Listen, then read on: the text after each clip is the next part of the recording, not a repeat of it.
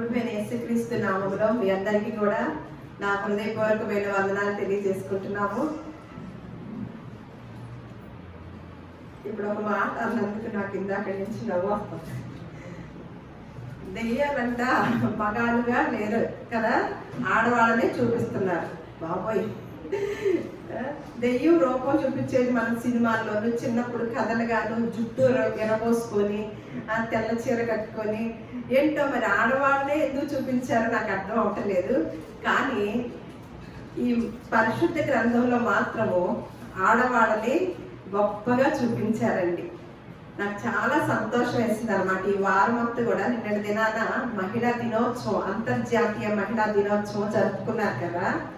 అలా ఈ వారం అంతా నేను కొంతమంది బైబిల్ గ్రంథంలో ఉన్న స్త్రీలని స్టడీ చేస్తూ ఉంటే ఎంత సంతోషం వేసిందంటే, వాళ్ళకన్నా దేవుడు అంత గొప్పగా ప్రణాళిక చేసి స్త్రీలని ఈ లోకానికి పంపించాడు అంటే నిజంగానే చాలా సంతోషం వేసింది అనమాట.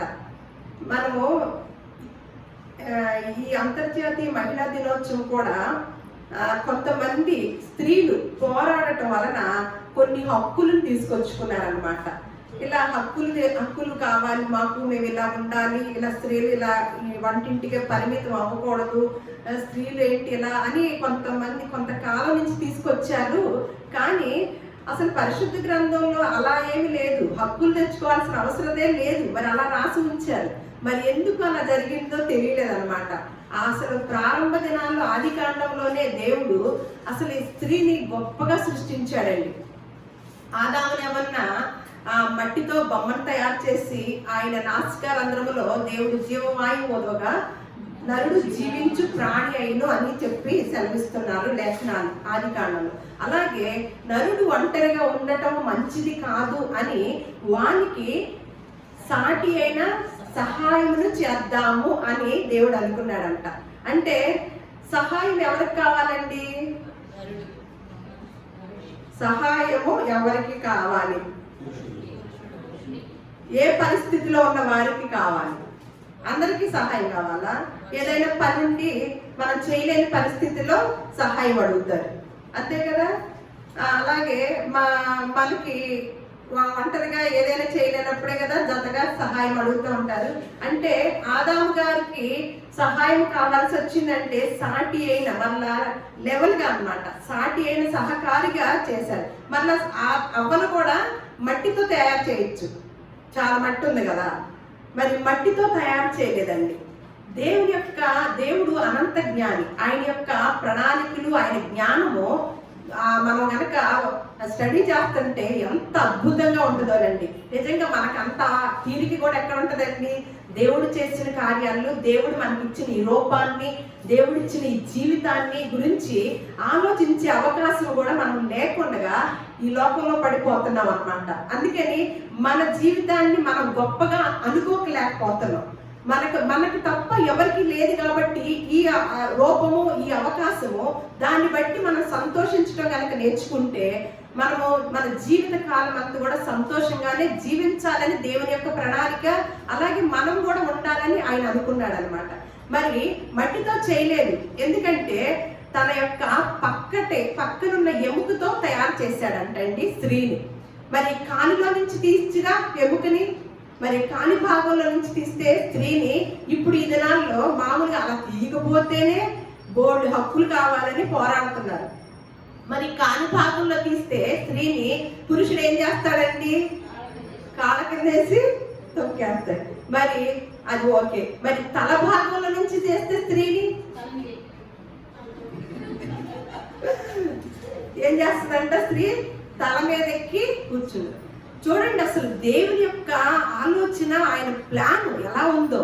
అంటే సమాన వారసుల భాగస్థురాలు అవ్వాలని సాటి అయిన సహకారిగా చేసి తన యొక్క ప్రక్కటెముకలో నుంచి తీసి స్త్రీనిగా చేశాడనమాట. వెంటనే బంధం అనేది ఏర్పడేటట్లుగా చేశాడు. మళ్ళీ మట్టితో చేస్తే బంధం అంతగా ఏర్పడదండి. చూడండి అసలు నాకు అది నేను మొదటి ఆరంభ దినాల్లో ఉన్న ఆది కాండమే మన జీవితానికి అర్థం చేసుకోవడానికి మన జీవితం చాలదండి. అసలు ఇంకా బైబిల్ గ్రంథం ఎప్పుడు నేర్చుకుంటామండి? మొట్టమొదటిగా ఉన్న ఆది కాండం నేర్చుకోవడానికే మన జీవిత కాలం చాలదనమాట. మరి మట్టితో చేయొచ్చు, కానీ మట్టితో చేయాల. వెంటనే పక్కటెముకను తీసి చేసినప్పుడు ఆదాం ఏమంటున్నాడండి? నా ఎముక అంట మొదలెట్టాడు అనమాట. అంటే బంధం, ఆ బంధం అనేది ఏర్పడి ఇది నాది అనేటట్లుగా చేశాడనమాట. నేను ఎప్పుడు చెప్తాను, మరి పిల్లల్ని ఎలా సృష్టించాడండి? మరి ఇంకొక ఎముక తీసి చేయొచ్చు కదా. మరి అవ్వలో నుంచి ఒక ఎముక తీసి ఒక పిల్లోడు చేశారనుకోండి, అవేమంటది? నా ఎముకలో నుంచి వచ్చాడు, నా బిడ్డ తెలుసా, నీదేముంది అంటది. అదే ఆదాముల నుంచి చేసి తీసుకొచ్చారు అనుకోండి, అప్పుడు ఆదాము ఏమంటాడు? నీకు హక్కు లేదు నా పిల్లోడి మీద, నాకే సర్వ హక్కులు ఉన్నాయి అంటారు కదా. కానీ అలా చేయలేదు. మళ్ళీ మూడవ మనిషిని ఎలా చేశాడు? భార్యాభర్తల యొక్క కలయిక ద్వారా, వివాహ వ్యవస్థ ద్వారా చేశాడనమాట. అంటే ఆ ఇద్దరి యొక్క విధానము, ఆ బంధం, పిల్లలు అనే బంధాన్ని ఏర్పాటు చేసింది. అంటే ఇక్కడ స్వతంత్రంగాను ఏకత్వంగా ఆలోచించే విధానమే లేకుండా ఒక బంధాన్ని, కుటుంబ వ్యవస్థని ఒక ప్రణాళికలో తీసుకుంటూ వచ్చాడనమాట. ఆ కుటుంబ వ్యవస్థ అలా కొనసాగుతున్నప్పుడు ఒక మాట రాయించాడండి. మనం ఎప్పుడు ఆడపిల్లల్ని చాలా మైనస్గా అనుకుంటా ఉంటాం. అంటే ఆడవాళ్ళమైన మనం కూడా మనకి ఎవరు పుట్టాలనుకుంటామండి? మొట్టమొదటికి ఎవరు కావాలనుకుంటాము? అబ్బాయే కావాలనుకుంటాం. ఏంటి, మగవాళ్ళు కోరుకుంటున్నా అర్థం ఉంటుంది. ఆడవాళ్ళమైన మనమే ఎవరు కోరుకుంటాం? అదే ఇద్దరు అమ్మాయిలు పుట్టేశారు అనుకోండి, ఎంత బాధ వేస్తుంది. అమ్మో అమ్మాయిలు కదా అని అనుకుంటాం. కానీ మనకి దేవుడు ఎంత గొప్పగా ఎంచి ఎంత గొప్ప స్థానాన్ని ఇచ్చాడని మనం బైబిల్ గ్రంథం కనుక పరిశీలించితే, కీర్తన గ్రంథంలో ఒక మాట ఉంటుందండి. 144వ కీర్తన 12వ వచనంలో మా కుమారులని ఉంటుంది. మనకి కుమారుల గురించి కాదు ఈరోజు, కుమార్తెల గురించి. మా కుమార్తెలు నగరులకై చెక్కిన మూల కంబముల వలె ఉన్నారు అని ఉందన్నమాట. అంటే మా కుమార్తెలు నగరానికి చెక్కిన మూల కంబాలు లాగా. అంటే మనము కొన్ని ఊర్లకి మొదల్లోనూ అలా ఉంటుంది. ఒకటి ఏంటంటే ఒక ఆర్చి లాగా పెట్టి అటు ఇటు ఒక ఆడపిల్లల బొమ్మల లాగా వేసి స్వాగతం పలుకుతున్నట్టుగా మనం ఆ బొమ్మలు చూస్తూ ఉంటాం కదా. అంటే మా కుమార్తెలు ఎలా ఉన్నారంట? నగరాలకే చెక్కిన మూల కంబముల వలె ఉన్నారంట. అంటే దేవుడు ఉద్దేశించిన విధానము గనక మనం నిజంగా ఆలోచిస్తే కుమారులు ఎలా ఉన్నారంట? ఎదిగిన మొక్కల వలె ఉన్నారంట. కానీ కుమార్తెలు మాత్రం సపరేట్గా ఇచ్చాడనమాట. అంటే నగరానికి చెక్కిన మూల కంబాలు. ఈరోజు దేవుడు ఒక నగరాన్ని కట్టాలని అనుకున్నాడంట. ఆ నగరానికి స్త్రీయే మూల కంబం అవ్వాలనుకున్నాడంట. దేవుడిని స్తుతించాలనిపిస్తుందా? దేవుడు ఒక మహానగరాన్ని కట్టాలనుకున్నాడంటండి. దానికి మూల కంబంగా, మూల స్తంభాలుగా స్త్రీనే ఉండాలని, స్త్రీని నిలబెట్టాలని అనుకున్నారంట. దానికి ఒక మాట, అంటే మీకు ఒక అర్థం అవటానికి కొంతమంది పురుషులు నిలబెట్టాడనమాట. దాన్ని ఒకసారి మనం గలతీయులకు రాసిన పత్రికలో మనం 2వ అధ్యాయము 9వ వచనంలో కనుక చూసినట్లయితే, సున్నతి పొందిన వారికి అపొస్తలుడవుటకు పేతురులకు సామర్థ్యము కలుగచేసిన వాడే అన్ని జనులకు అపొస్తలుడవుటకు నాకును సామర్థ్యము కలగచేసినని వారు గ్రహించినప్పుడు ఎవరున్నారంట?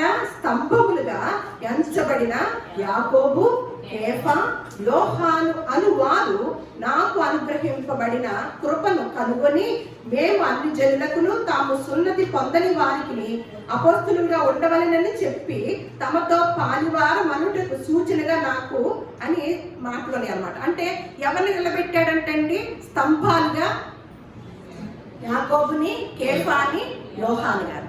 ఇక్కడ ఏమని చెప్తున్నారండి? ఇక్కడ కీర్తనలో పాత నిబంధనలోనే మా కుమార్తెలు నగరులకై చెక్కిన మూల కంబాలుగా ఉన్నారు.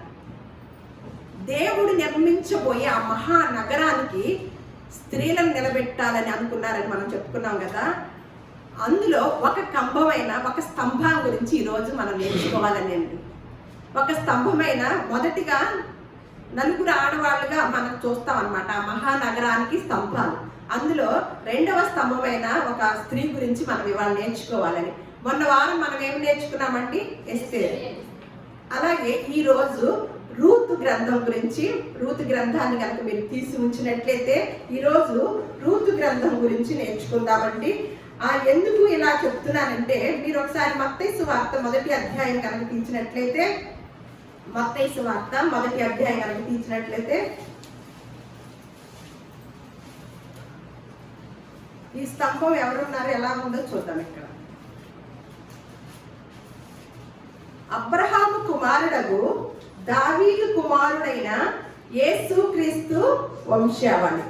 అబ్రహాము ఇస్సాకును కనెను, ఇస్సాకు యాకోబును కనెను, యాకోబు యోదాను అతని అన్నదమ్ములను కనెను, యోదా తామారు నందు పెరస్సును జెరహును కనెను, పెరస్సు ఎస్రోమును కనెను, ఎస్రోము ఆరామును కనెను, ఆరాము అమినాదాబును కనెను, అమినాదాబు నయసోనును కనెను, నయసోను సల్మానును కనెను, సల్మాను రాహాబునందు బోయజును కనెను, బోయజు రూతునందు ఓబేదును కనెను, ఓబేదు యక్షయను కనెను, యక్షయ రాజైన దావీదును కనెను. అంటే ఈ రూతు ఎవరి వంశావళిలోకి వెళ్ళిందండి? యేసుక్రీస్తు వారి వంశావళిలో ఒక అన్యురాలైన స్త్రీని దేవుడు మూల కంభముగా వాడుకున్నాడండి. రూతు గురించి కనుక మనము ధ్యానం చేస్తుంటే, రూతు అన్యురాలన్నమాట. అన్యురాలైనప్పటికీ కూడా దేవుడు యేసుక్రీస్తు వారి యొక్క భూలోకంలోకి రావటానికి ఎవరి ద్వారా కూడా ఆ రూతు గారి ద్వారా కూడా రూతును కూడా వాడుకోవటం, ఒక కంభంగా, ఒక స్తంభముగా వాడుకోవటం చూస్తున్నామండి. అందుకనే ఒక మాట ఉంటుంది, ఏమనంటే రోమీలకు రాసిన పత్రిక, ఇది చరిత్ర అన్నమాట. ఈ చరిత్రను ఎందుకు చెప్తున్నాను అంటే, మనం ఎందుకు తెలుసుకుంటున్నాము అంటే, రోమీలకు రాసిన పత్రిక 15వ అధ్యాయం 4వ వచనములో ఒక మాట ఉంటుంది అనమాట. మనం అంతకు ముందు కొరింథీయులకు రాసిన పత్రికలో చదువుకున్నాము, మనకి బుద్ధి కలుగుటకే అని. ఇక్కడ ఒకటి మాట చూద్దాం. ఏమనగా ఓర్పు వలనను లేఖనముల వలన ఆదరణ వలనను మనకు నిరీక్షణ కలుగుటకే పూర్వమందు రాయబడినవన్నీ మనకు బోధ కలుగు నిమిత్తము రాయబడి ఉన్నవి. అంటే పూర్వమందు గనక ఈ చరిత్ర అంతా ఎందుకు రాశారంటే, మనకేం కలగాలనంట? బోధ కలుగు నిమిత్తము రాసి ఉందంటండి. ఇప్పుడు మనం రూతు గ్రంథంలోకి వెళదాం అన్నమాట. అయితే ఈ రూతు గ్రంథం గురించి చెప్పే ముందు, పాత నిబంధనలో పితరుల కాలము అలాగే ధర్మశాస్త్ర కాలం అనేది రెండు యుగాలుగా ఉన్నాయి అన్నమాట. మనం విభజించినట్లయితే పితరుల కాలము, ధర్మశాస్త్ర కాలయుగం అన్నమాట. అంటే పితరుల కాలం ఎప్పుడంటే ఆదాము దగ్గర నుంచి మోషే మళ్ళా నిర్గమాకాండము 20వ అధ్యాయం వరకు కూడా పితరుల కాలం. మీకు అర్థమైందా?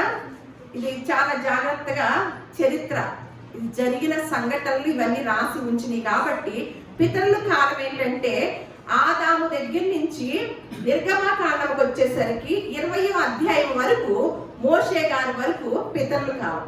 అలాగే నిర్గమాకాండం 20వ అధ్యాయం దగ్గర నుంచి మళ్ళా యేసుక్రీస్తు వారు మళ్ళా శిలువ మరణం పొందే వరకు కూడా ఏం కాలం అంటే ధర్మశాస్త్ర కాలయుగం అన్నమాట. అంటే తర్వాతే కదా ఆయన శిలువలో మరణించి ధర్మశాస్త్రాన్ని పాటించి దాన్ని కొట్టివేసి మరి ఒక విధానాన్ని మనకి తీసుకొచ్చాడన్నమాట. అప్పుడు దాకా కూడా మోషే గారి దగ్గర నుంచి యేసుక్రీస్తు వారు శిలువ మరణం పొందేంత వరకు కూడా ధర్మశాస్త్ర కాలయుగం అన్నమాట. ఇప్పుడు పితరుల కాలయుగంలో నుంచి మనము ధర్మశాస్త్ర కాలయుగంలో, అంటే రూతు గ్రంథము ఏ కాలంలో ఉందంటే 1వ అధ్యాయం చూద్దాం ఒకసారి. 1వ అధ్యాయం 1వ వచనం, న్యాయాధిపతులు ఏలిన దినముల యందు దేశములో కరువు కలగగా యోదా బెత్లెహేము నుండి ఒక మనుషుడు తన భార్యను 2 కుమారులను వెంటబెట్టుకొని మోయాబు దేశమున కాపరముండుటకు వెళ్ళెను. చూడండి, న్యాయాధిపతుల కాలంలో జరిగిన సంఘటన అన్నమాట. ఈ సంఘటనలో వీళ్ళు ఎక్కడంటే వీళ్ళు యూదులు, బెత్లెహేము అనే దాంట్లో ఆ గ్రామంలో ఉన్నవారు. అయితే అక్కడ కరువు వచ్చింది అనమాట. బెత్లెహేము అంటే రొట్టెల ఇల్లు అనే అర్థం అనమాట. అంటే సమృద్ధిగా ఉన్న ఇల్లు. అండ్ మనము అంతకుముందు మోషే గారి ద్వారా దేవుడు ఆ యొక్క యూదా దేశాన్ని, ఇశ్రాయేల్ ప్రజలను కూడా పాలు తేనెలు ప్రవహించు దేశం అని గొప్పగా ఆశీర్వదించాడు. కానీ న్యాయాధిపతుల కాలంకి వచ్చింది. మరి పాలు తేనెలు ప్రవహించు దేశం కదా, అయినప్పటికీ కూడా కరువు ఎందుకు వచ్చింది అని మనకు ప్రశ్న వచ్చింది. అంతే కదా. అంతకుముందు మోషే కాలంలో మరి అలాగే దేవుడు ఆశీర్వదించాడు, అలాగే వారిని ఇశ్రాయేల్ ప్రజలను కూడా చూశాడు. కానీ న్యాయాధిపతులకు వచ్చేసరికి ఎన్ని కార్యాలు చేసినప్పటికీ కూడా ఇశ్రాయేల్ పట్ల దేవుడు చేసిన కార్యాలంట ప్రతి తరము కూడా మర్చిపోతూ వచ్చిందంటే. ప్రతి తరము కూడా ఒక న్యాయాధిపతి కాలంలో ఉండగా వారు ఏదో ఒక తప్పిదాలు చేయటం, వారు ఒక శత్రువుకి అప్పచెప్పటం, మరలా దేవుణ్ణి వేడుకోవటము, మరలా ఒక న్యాయాధిపతిని దేవుడు ఏర్పాటు చేయటం, అట్లా న్యాయాధిపతుల గ్రంథం అంతా కూడా అలా జరుగుతూ వచ్చిందనమాట. అలా జరిగేసరికి దేవుడు ఒక పనిష్మెంట్ లాగా ఇచ్చాడనమాట. అంతే, దేవుడు ముందు ఆశీర్వదించిందే. కానీ మనము చేసే పనులు బట్టి కొన్ని ఏమవుతాయి అంటే మనకి పరీక్షా సమయం వచ్చింది అనమాట. అలాగే కరువు వచ్చిందంట. కరువు వచ్చినప్పుడు వీళ్ళు బెత్లెహేము దగ్గర నుంచి ఎక్కడికి వెళ్తున్నారంటే మోయాబు దేశమున కాపురం ఉండుటకు వెళ్ళారు. మోయాబు దేశం అంటే, మోయాబీలు అంటే ఎవరో తెలుసా అండి? ఎవరి సంతానము? ఒక్కళ్ళు చెప్పారు. మోయాబీలు అంటే ఎవరి సంతానం అండి? లోతు సంతానం. అందుకని వారు శపించబడిన సంతానం లాగాను. వారు ఏంటంటే వారు బహు విగ్రహారాధికులు అనమాట. వారు ఏది చేస్తారో కూడా వారికే తెలియదు. ఎటువంటి దేవతలను ఆరాధించుతారో, వాళ్ళు అర్పించేటప్పుడు కూడా ఎంత భయంకరంగా ఉంటాయో అర్పణలు, అవన్నీ బలులు, అలాంటివి కూడా వాళ్ళు మోయాబు దేశం. అంటే వీళ్ళు ఏం చేస్తున్నారు? వీళ్ళెవరు? ఈ కుటుంబం యూదుల కుటుంబం అనమాట. ఇశ్రాయేలులో నుంచి, బెత్లెహేంలో నుంచి కరువు రాగానే వీళ్ళు మోయాబు అంటే మన కాని దేశానికి వెళ్ళటం జరిగిందనమాట. మోయాబు దేశానికి వెళ్ళారు. కానీ యూదులు ఏం చేయాలంటే ఒక నియమం ఉంటుంది యూదులకి. అది ద్వితీయోపదేశకాండము 16వ అధ్యాయం కనుక మీరు చూసినట్లయితే 16వ అధ్యాయము 16వ వచనం. ఏటికి 3 మార్లు వారముల పండుగలోను పన్నశాల పండుగలను నీ దేవుడైన యెహోవా ఏర్పరచుకొని స్థలమున నీ మగవారందరూ ఆయన సన్నిధికి కనపడవలెను. ఈ నియమము యూదులకు ఉందన్నమాట. ఇలాంటి నియమం ఉన్న సమయంలో కూడా వారు ఆ కరువు దేశంలో ఉండలేక ఏడాదికి 3 మార్లు కూడా మగవారందరూ కూడా యెహోవా దేవుడి సన్నిధానంలో కనపడాలని ఒక నియమం ఉందన్నమాట. ఆ నియమం ఉన్నప్పటికీ కూడా కరువు రావటం చేత ఈ కుటుంబం ఎక్కడికి వెళ్తుందండి? ఎక్కడైతే దేవుని ఆరాధించరో ఆ ప్రదేశానికి వెళ్ళిందనమాట. మోయాబు దేశానికి వెళ్ళారు కాపురం. అక్కడ ఆ మనుషుల పేరు ఎవరంటే, ఈ కుటుంబం ఎవరు వెళ్ళారంటే వాళ్ళ యొక్క పేరు చూస్తున్నాం ఇక్కడ. ఆ మనుషుల పేరు ఎలీమెలెకు, అతని భార్య పేరు నయోమి, అతని 2 కుమారుల పేర్లు మహ్లోను, కిల్యోను. వారు యూదా బెత్లెహేము వారైన ఎఫ్రాతాయిలంట. వారు మోయాబు దేశములకు వెళ్ళి అక్కడ కాపురం ఉన్నారంట. నయోమి పెనిమిటి అయిన ఎలీమెలెకు చనిపోయిన తరువాత ఆమెయు ఆమె 2 కుమారులను నిలిచి ఉన్నారు. ఎప్పుడైతే బెత్లెహేము నుంచి విడిచి మోయాబు దేశము ఈ కుటుంబం 2 కుమారులతోనూ భార్యాభర్తలు ఆ మోయాబు దేశం వెళ్ళారో, వెళ్ళిన కొన్ని రోజులకి నయోమి భర్త ఎలీమెలెకు చనిపోయారంట. చనిపోయేసరికి ఎవరు మిగిలి ఉన్నారండి? ఒక విధవరాలుగా ఉండి 2 కుమారులు పెట్టుకొని మోయాబు దేశంలో ఉందన్నమాట నయోమి. తర్వాత ఏం జరిగిందో చూద్దాం. వారు ఏం చేశారంటే వారు మోయాబు స్త్రీలను పెళ్లి చేసుకున్నారంట. మరి అక్కడే ఉండిపోయారు కదా, ఇక రావటానికి కుదరలేదు కదా. ఆ మోయాబు దేశపు స్త్రీలనే ఆ 2 కుమారులు కూడా పెళ్లి చేసుకోవడం జరిగిందనమాట. వారిలో ఒక దాని పేరు ఓర్ప, రెండవ దాని పేరు రూతు.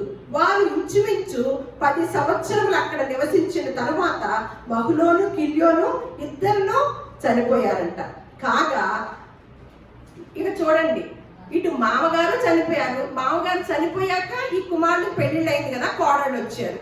ఈ కోడళ్ళు వచ్చి ఈ కుమారులు కలిసి 10 సంవత్సరాలు కాపురం చేశాక ఈ కుమారులు 2 కూడా చనిపోయారు. వీరెవరు? కోడళ్ళు మోయాబు దేశ స్త్రీలు అనమాట. ఇప్పుడు ఈ అత్తగారు ఏం చేయాలండి? చూడండి అసలు ఈ యొక్క విధానం, ఈ రూతు గ్రంథం అంతా కూడా స్టడీ చేస్తుంటే ఎంత మంచి స్వభావం కలిగిన వారు నాకు కనిపించారు. ఒక మంచి కుటుంబము, ఒక మంచి స్వభావం కలిగిన వారు. 3 క్యారెక్టర్లతో ఈ రూతు గ్రంథం అంతా తిరిగిద్ది అనమాట. నయోమి, రూతు, బోయాజు, ఈ 3 క్యారెక్టర్లతో ఉంటుంది ఈ రూతు గ్రంథము. 4 అధ్యాయాలు మాత్రమేను. మీరు తర్వాత ఇంటికి వెళ్ళాక రూతు గ్రంథాన్ని అంతటిని కూడా స్పష్టంగా చదువుకోండి. చాలా గొప్ప గ్రంథంగా నాకు అనిపించింది. అయితే వెంటనే ఇలా 2 కుమారులు కూడా చనిపోయేసరికి అయితే కాగా ఆ స్త్రీ తాను కనిన 2 కుమారులను తన పెనిమిటియు లేనిదాయి. ఎవరు? నయోమి. వారికి ఆహారం ఇచ్చుటకు యెహోవా తన జనులను దర్శించినని ఆమె మోయాబు దేశంలో వినిను గనుక మోయాబు దేశము విడిచి వెళ్ళుటకై ఆమెయు ఆమె కోడళ్ళు ప్రయాణం. అంటే ఈ లోపు కుమారులు చనిపోగానే ఇక బెత్లెహేములో కరువు పోయింది, బానే ఉంది, అందరూ శుభ్రంగా ఉన్నారు, రండి అని కబురు వచ్చింది అనమాట. ఈ కబురు నయోమి గారికి అందిందనమాట. అందంగానే ఇక 3 బయలుదేరదామని ప్రయాణం అయ్యారని మనం ఇక్కడ చూస్తున్నాం. అయితే అప్పుడు ఆమె ఉన్న స్థలం నుండి 1వ అధ్యాయం 7వ వచనంలో చూస్తున్నాం అనమాట. 7వ వచనంలో 1వ అధ్యాయం. అప్పుడు ఆమె ఉన్న స్థలం నుండి ఆమెతో కూడా ఆమె 2 కోడళ్ళు బయలుదేరి యూదా దేశములకి తిరిగిపోవాలని మార్గమున వెళ్ళుచుండగా, అంటే అత్తగారితో 2 కోడళ్ళు కూడా ఇక బయలుదేరారనమాట. బయలుదేరేసరికి అత్తగారు అనే మాటలు ఇక్కడ చూస్తున్నాం. 7వ వచనంలో నయోమి అంటుందంట, తన 2 కోడలను చూచి మీరు మీ తల్లుల ఇంట్లకు తిరిగి వెళ్ళుడి. చనిపోయిన వారి ఎడలను నా ఎడలను మీరు దయచూపునట్లు యెహోవా మీ ఎడల దయచూపును గాక. మీలో ఒక్కొక్కటి పెళ్లి చేసుకొని తన ఇంట నెమ్మది నొందునట్టు యెహోవా దయచేయును గాక అని వారితో చెప్పి వారిని ముద్దు పెట్టుకోనంట. ఏ అత్తగారైన కోడలు ముద్దు పెట్టుకుంటున్నారా? అప్పుడప్పుడు వింటా ఉంటాం, ముద్దులు పెట్టుకుంటున్నారు. ఇక్కడ చూడండి ఏం చేసిందంట, ఒక చక్కని ఒక మంచి ఆలోచన చెప్పి ఆ 2 కోడల్ని ఏం చేసిందంట, ముద్దు పెట్టుకొని వారికి చెప్పవలసిన మాటలు చెప్పి, మీరు ఇక్కడ ఉండండి, నేను విధవరాలని, మీరు కూడా భర్తలు కోల్పోయి చిన్న వయసులో ఉన్నారు కాబట్టి మీది ఈ దేశమే కాబట్టి ఇక్కడ ఉండి మీరు పెళ్లి చేసుకోండి అని చెప్పి తను ఒక్కతే బయలుదేరటానికి బయలుదేరింది అనమాట. బయలుదేరితే ఈలోపు ఏమంటున్నారో చూడండి.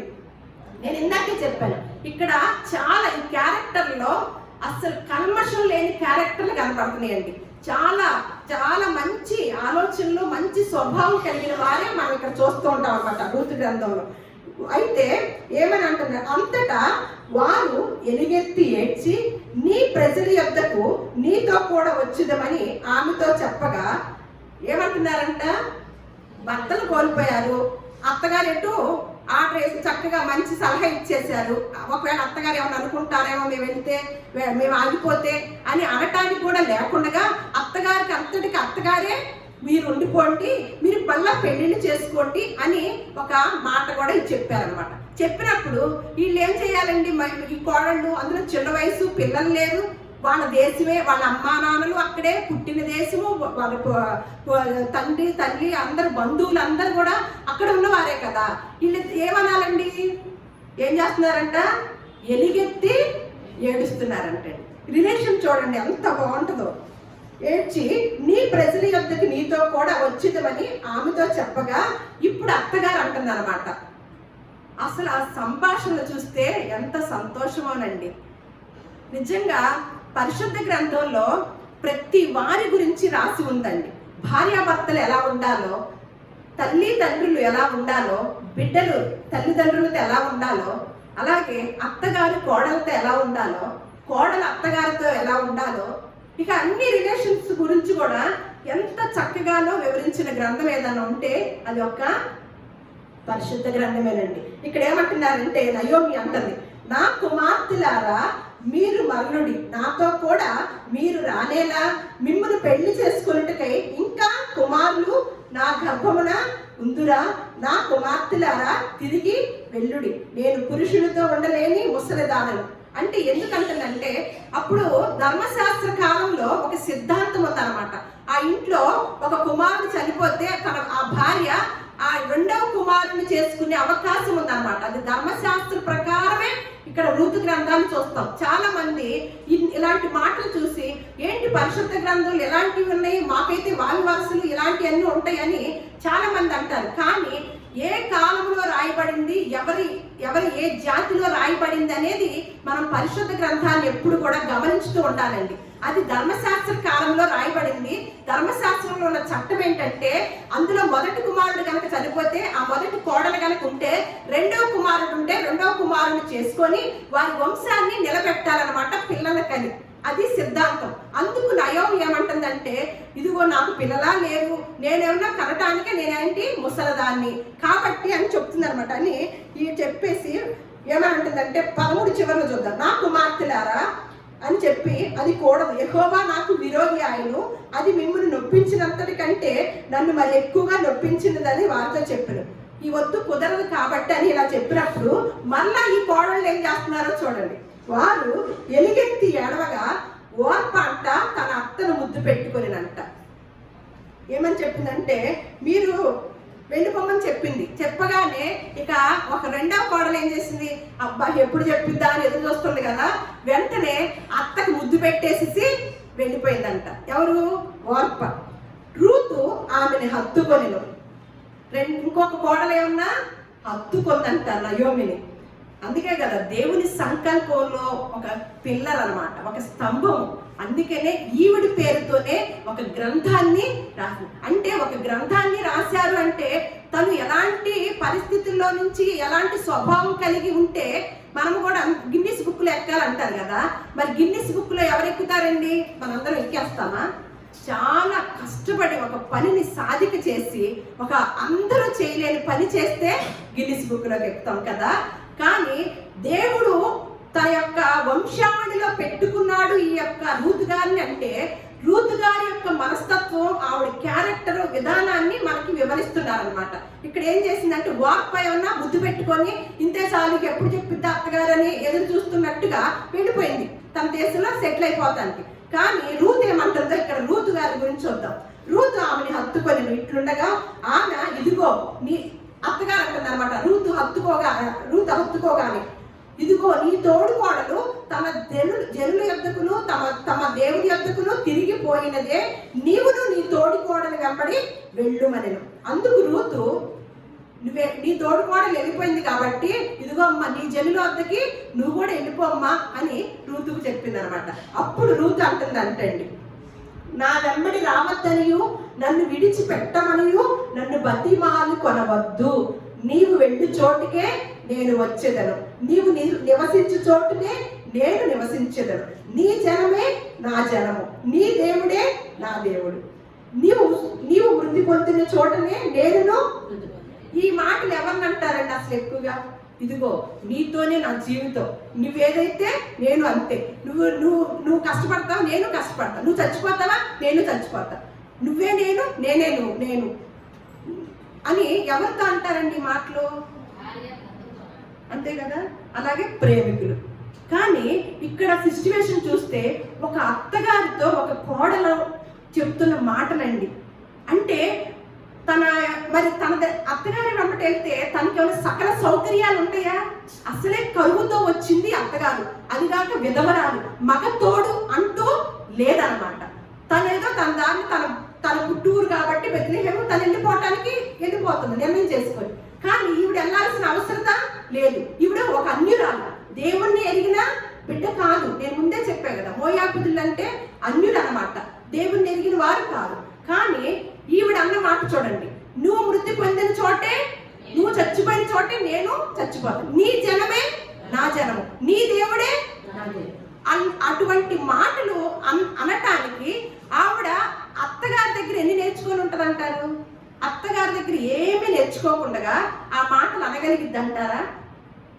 అంటే అత్తగారు ఎన్ని దేవుని యొక్క మాటలు, ఇశ్రాయేలు ప్రజల పట్ల దేవుడు చేసిన కార్యాలు, దేవుని యొక్క గొప్పతనము ఈ కోడళ్ళకి చెప్పిద్దంటారా? చెప్పి ఉంటదంటారా?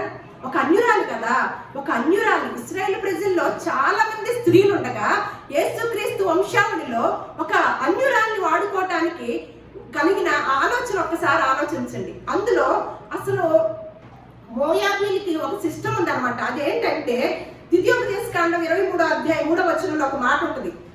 అసలు ఈ అన్యులు ఎలా ఉంటారో, ఎలా దేవుడు ఎలాంటిదో చూడండి. ద్వితీయోపదేశకాండం 23వ అధ్యాయం 3వ వచనం, అమోనీయుడు గాని మోయాబీయుడు గాని యెహోవా సమాజములో చేరకూడదు, వారిలో 10వ తరము వారైనను ఎన్నడను యెహోవా సమాజంలో చేరకూడదు. అంటే ఒక కట్టడి ఉంది. ఈ మోయాబీలు గాని అమ్మోనీయులు గాని ఎవరు కూడా యెహోవా సమాజంలో చేరకూడదు. అంటే బెత్లెహేముకి వెళ్ళే అర్హత రూతుకి లేదు. అంటే రూత్ ఎవరు? మోయాబీరాలు కదా. కానీ ఒక సిద్ధాంతం ఉంది. దేవుడు ఒక కట్టడి పెట్టాడు ధర్మశాస్త్రంలో. మరి దేవుడు పక్షపాత అంటారా? అంటే ఈ రూతుని మరి చేర్చుకోవద్దని అంటాడా దేవుడు?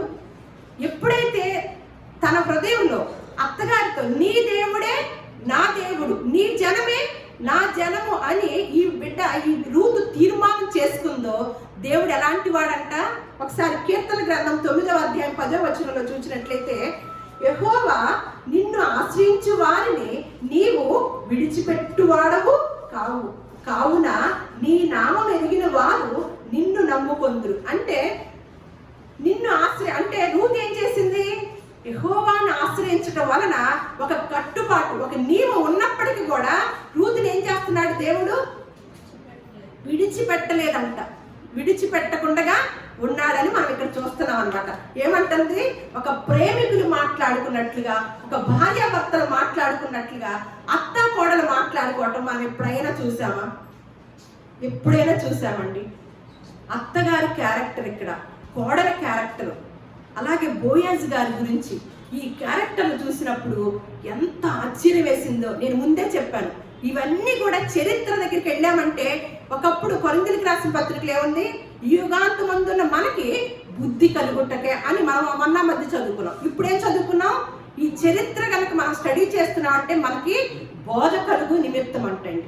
ఈ క్యారెక్టర్లు మనం చదువుతున్నామంటే యేసుక్రీస్తు వారి వంశావళిలో ఒక అన్యురాలకి చోటు వచ్చిందంటే ఇక నమ్మిన మనం ఎంత చేయాలండి? మనం ఎంత త్యాగం చేయాలి? రూతు మరి అన్నిటిని వదిలేసుకొని వెళ్ళటానికి ఇష్టపడిందా? ఇష్టపడినట్లే కదా మనం చూస్తున్నాం. ఏమంటుంది?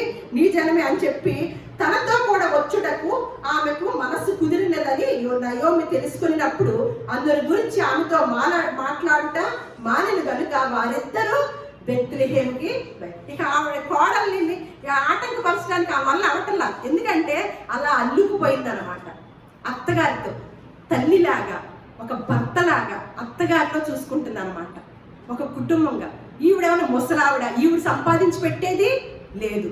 ఇక ఇప్పుడు బెత్లెహేముకి వచ్చారు. బెత్లెహేం రాగానే అమ్మో నయోమి వచ్చింది. అయ్యో ఏంటి ఇలా వచ్చావు? నలుగురు వెళ్ళారు కుటుంబంగా వెళ్ళి, ఇలా ఇద్దరే వచ్చారేంటంటే నన్ను నయోమి అనద్దు, నాకు నేను చేదుని అని చెప్తూ బాధపడుతూ ఈవిడ నా కోడలు, ఇదిగో మా కుటుంబం ఇలా అయింది, మళ్ళీ తిరిగి ఇలా వచ్చాను అని చెప్పింది అనమాట. మళ్ళీ 2వ అధ్యాయంలోకి వచ్చేసరికి అప్పుడు మళ్ళీ ఒక మాట చూద్దాం. నయోమి పెనిమిటికి బంధువుడు ఒకడు ఉండెను. అతడు చాలా ఆస్తిపరుడు. అతడు ఎలీమెలెకు వంశపు వాడై ఉండెను. అతని పేరు బోయాజు. మోయాబీయురాలైన రూతు, నీ సెలవైన ఎడల నేను పొలములోకి పోయి ఎవరి కటాక్షము పొందగలనో వాని వెనుక పనికి నేర్పుకుందునని నయోమితో చెప్పగా ఆమె నా కుమారి పొమ్మనెను. కాబట్టి ఆమె వెళ్ళి పొలములోనికి వచ్చి చేను కోయి వారి వెనుక పొలములో ఏరుకొనినంట. చూడండి, అంటే అత్తగారితో పాటు వచ్చినప్పుడు అత్తగారిని పోషించే పని ఎవరు తీసుకున్నారండి? కోడలు తీసుకుందండి. అత్తగారిని పోషించే పని కోడలు తీసుకుందనమాట.